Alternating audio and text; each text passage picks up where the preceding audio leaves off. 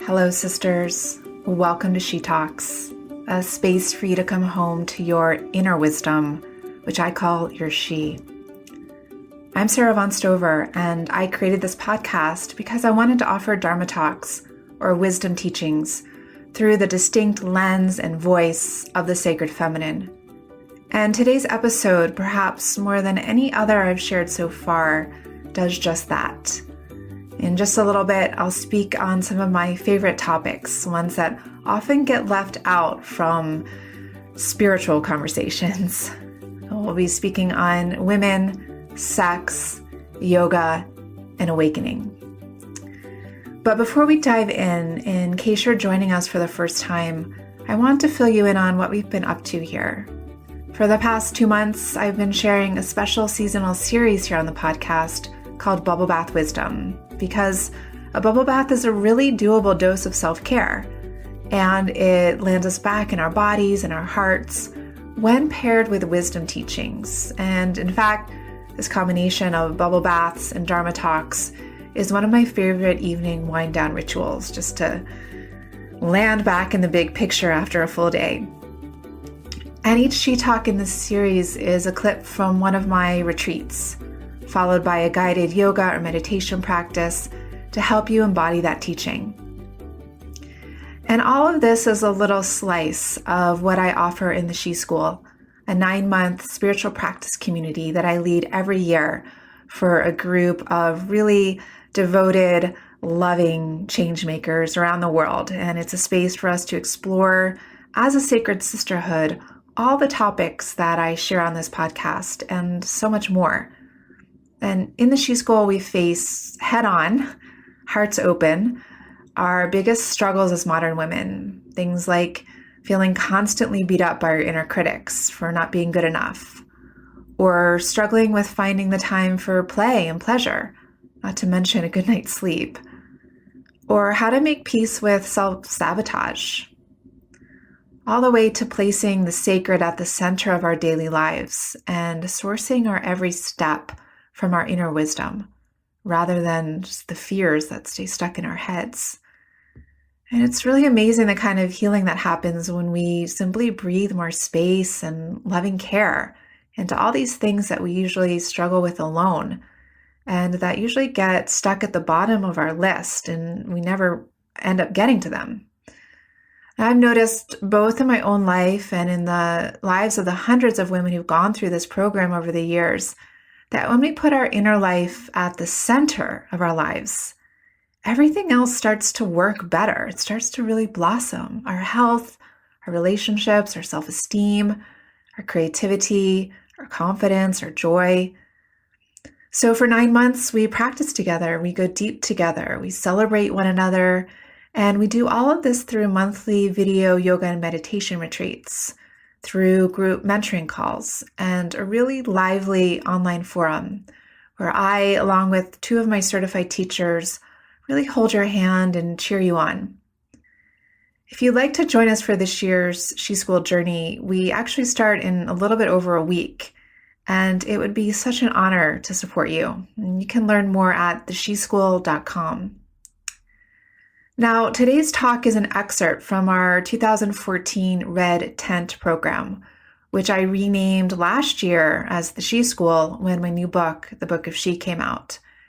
And this talk offers our first glimpse into full-on, on-fire feminine spiritual practice. And at the point in the program where I gave this particular talk, we were about 6 months into our 9-month journey. At the point in the heroine's journey when we've gone through the descent and we're facing our initiation and we're just about ready to move back into the light. And here at this initiation point, I spoke on a really crucial topic along our path, our sexuality.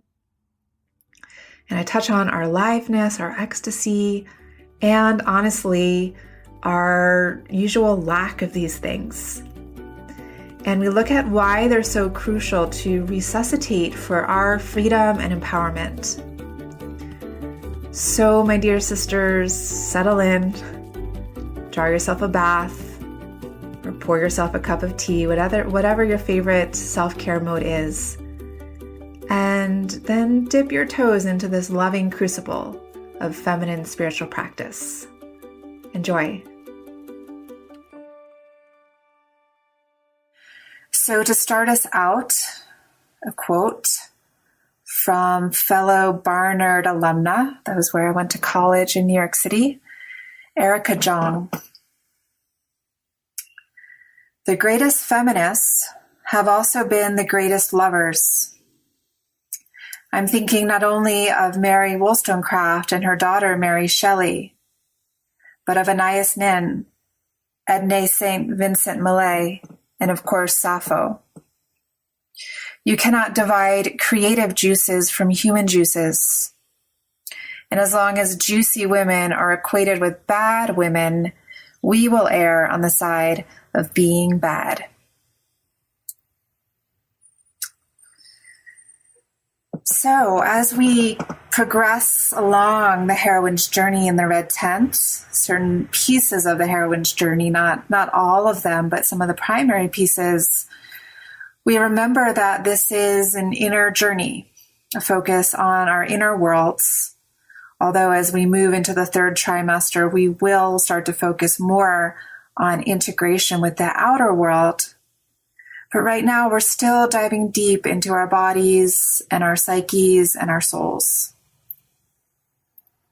So we all remember back to trimester 1 and these fundamental practices that were at the start of our journey and which need to be really at the start of each of our days, which is coming home to our bellies, coming home to the lower halves of our bodies, coming out of the disembodied fog that can happen when we start to live just from our necks up. We've also learned how our disowned selves, our shadow, gets stuffed away in the lower halves of our bodies as we prioritize our minds. So we continue to journey down below our solar plexus, even in our solar plexus, which you have heard me call our own inner glass ceiling. We experience our disowned selves and our shadow as trauma in the body, as places that feel frozen, that feel stuck, sticky, tight, stiff. So these psychological demons are embodied. They live in our bodies. And if any of you have embarked on the Feeding Your Demons practices from Lama Tsultrim Leone's book, Feeding Your Demons, which I spoke about in last month's retreat and was also on the reading list for last month, you will notice that the Feeding Your Demon practice always begins with noticing sensations in your body. So before we can make our ascent, which begins next month, the month of August, and in the first part of trimester 3, we have to complete our descents. And there is a very particular kind of alchemy that needs to happen in the descent, a very particular kind of surrender in order for the resurrection to take place. And just as we began our journey in the lower halves of our bodies, this alchemy must also happen in the lower halves of our bodies. So we have to experience the transformation of the dark, of our shadow, into our light, or into our greatest gifts and allies. They are the same thing. They are two halves of the same coin. So sorrow becomes joy. Shame becomes divine pride. Demons become allies. Weaknesses become strengths. They're not separate. We all know how much energy gets drawn into our self-sabotage, our inner critic. If we think about what's consuming us, what's eating at us, these are things that we feel are weakening us or detracting from our life force. So what we do in this place in the journey is we see, okay, all of this energy that's going down in this self-destructive pattern, how can I reroute that to use that energy as a really important source of vitality and vibrancy and creativity? So we all focus so much on drinking green juice, eating kale, doing yoga, taking the right supplements and vitamins, all of these wellness and self-care rituals. And I am full support of all of those. We do those to get energy and to feel good. But again, we can't just focus on the more superficial and external elements of feeling good. We have to go down to the root and actually reroute our own energy flow. So how exactly does this happen? We have explored how the crucible for our transformation is our own pelvis, is the female pelvis. The air that is vital for any sort of fire, and alchemy happens in fire, the air that is vital is just the atmosphere of your true nature, which is love. And the kindling within the crucible are your demons. And the energy that emerges from this is your sexual energy. So the portal for sharing this sexual energy with the world goes in two directions. One is it goes into your yoni, which is the Sanskrit word for your vagina, Y-O-N-I. And this we can see in a lot of ancient traditions, like the Dakini tradition of Tibet in northern India. Dakinis were enlightened women in that society who could actually own land, and they had tremendous societal power. And it was said that they shared their spiritual realization through sexual intercourse.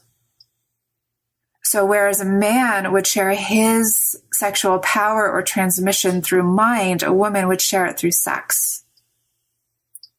The same was true for the traditions of ancient prostitutes, which many say that Mary Magdalene was part of that lineage, and movies such as Dangerous Beauty about Italy, and also in Greek, we hear a lot about these sacred prostitutes. So the other direction that this sexual energy flows is up into our hearts. And Dr. Christiane Northrup talks about how our lower heart as women is our womb, and our upper heart is the heart that we all know in our chest. As women, we have a powerful energy line or meridian, which is what it's called in traditional Chinese medicine, linking the uterus and the heart, the channel that connects these two. This is why we need to be really grounded in our lower heart in order to first open our upper hearts. And in a lot of spiritual traditions, there's a big focus on the light, on opening up our hearts, and there's a bypassing and a disowning of the darkness and of our lower hearts. So that oftentimes if you have a powerful heart opening experience and you are not already firmly grounded in the earth, that can be tremendously discombobulating. That is where psychotic breaks can happen, because you cannot embody the insight. You cannot embody the strong energy that is opening you. So when we link our lower hearts and our upper hearts, we also link heaven and earth. We link potential with matter. So the problem that we face as modern women is that we put sexual energy into a little box where we think, okay, sexual energy is this thing that happens over here in my life, in the bedroom, or in Victoria's Secret lingerie, or on date night, or that we see on pornos. It's a small corner. And what happens when we're growing up is that our sexual self gets either disowned or it gets distorted when we're taught to be good little girls.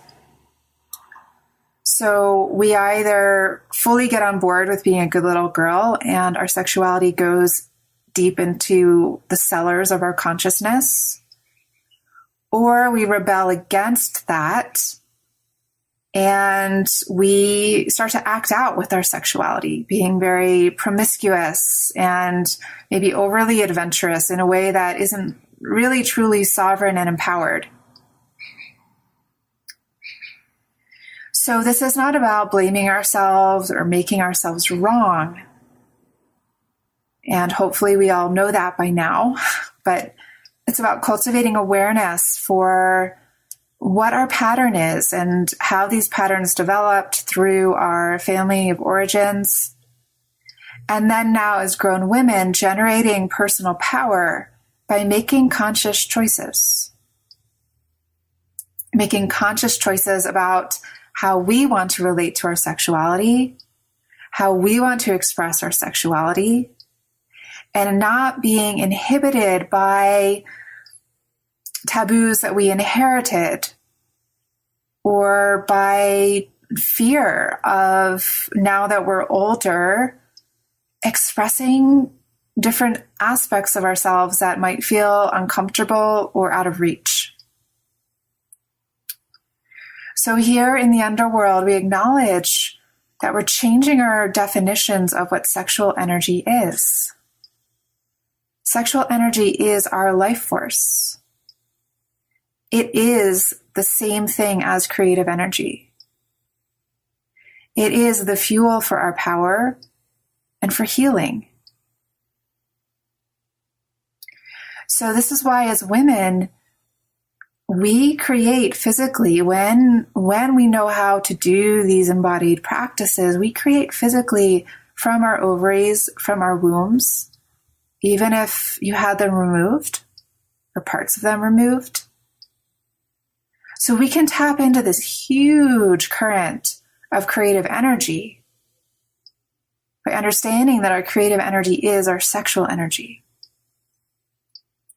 So as we start to work and partner with our sexual energy as the source of our power,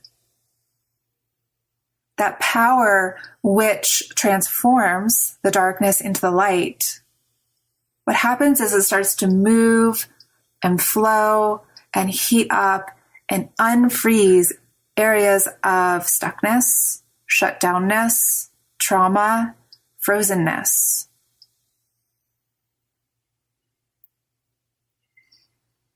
Another dimension, another aspect to consider is that at this time in history, masculine spiritual practices and masculine spiritual realization are prioritized.